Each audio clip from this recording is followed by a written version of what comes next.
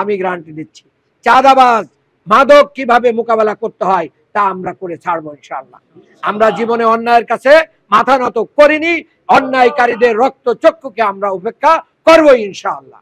এই বাংলাদেশে যদি চুরি, ডাকাতি, জিনা, ব্যভিচার, অন্যায়, অবিচার, চাঁদাবাজি, রাজধানী, দুর্নীতি যদি আমরা মুক্ত করতে চাই, তাহলে সবাইকে ঐক্যবদ্ধভাবে দুর্নীতি মুক্ত মানুষকে ভোট দিতে হবে। আমার স্লোগান ভিন্ন, আমার স্লোগান ভিন্ন। আমি বলেছি যে আমার চেয়ে সমস্ত কিছুর বিচারে যদি আরো কোনো ভালো মানুষ এখানে পান, আপনারা তাকে ভোট দিবেন, আমিও তাকে ভোট দিব। কারণ নির্বাচিত করবো আমরা কাকে? সবচেয়ে ভালো মানুষ, সবচেয়ে যোগ্য, যাদের এই ক্যাপাসিটি, ক্যাপাবিলিটি আছে।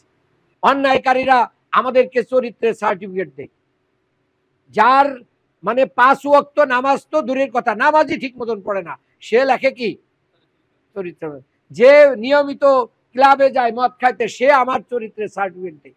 আমার খুব লজ্জা লাগে। আর আমরাও স্লোগান দিই, অমুক ভাইয়ের চরিত্র, ট্রাক স্ট্যান্ড দখল করেছে, বালু স্ট্যান্ড দখল করেছে, অমুক জায়গা দখল করেছে, তমুক জায়গা দখল করেছে, অমুকের মেয়েরে ধরে নিয়ে গেছে, অমুকের অমুক জায়গায় বাধা সৃষ্টি করেছে, মানুষ খুন করে, ফুলের মতো পবিত্র। লজ্জা করা উচিত না আমাদের? আল্লাহর ফেরেশতারা আল্লাহ শোনেন না যে আমরা কারে সাক্ষ্য দিচ্ছি? আমার কেমন ইমান?